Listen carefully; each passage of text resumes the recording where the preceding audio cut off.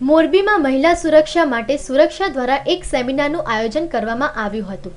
હાલના સમયમાં ઘરેલું હિંસા, બળાત્કાર, મહિલાઓની છેડતી, નોકરીના સ્થળે થતું શોષણ વગેરે જેવી સમસ્યાઓનું પ્રમાણ પણ વધવા પામ્યું છે।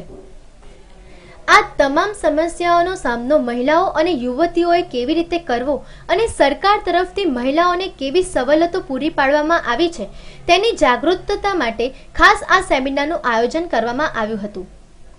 મોરબી રઘુવંશી મહિલા મંડળ દ્વારા કન્યા છાત્રાલય ખાતે યોજવામાં આવેલા આ સેમિનારમાં મોટી સંખ્યામાં મહિલાઓ અને યુવતીઓ તેમજ કિશોરીઓ મોટી સંખ્યામાં ઉપસ્થિત રહી હતી।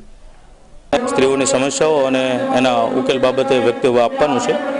તો સ્ત્રીઓ જે જેન્ડર ઇક્વાલિટી છે, પછી સ્ત્રીઓની જે બીજી વાયલન્સ, ડોમેસ્ટિક વાયલન્સ છે વગેરે કેવી રીતના એના ભોગ બને છે, સાયબર ક્રાઇમના કેવી રીતે ભોગ બને છે અને આ બધી ભોગથી બચવા માટે સ્ત્રીઓએ પોતે કેવી રીતના સેલ્ફ ડિફેન્સ અને પોલીસને કેવી રીતના વધુ સારી રીતે મદદ લઈ શકે તે અંગેનું અમે સમયમાં માર્ગદર્શન આપ્યું છે।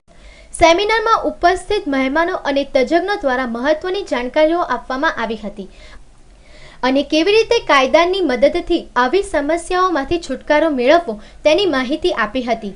Bureau report, news online, Morbi.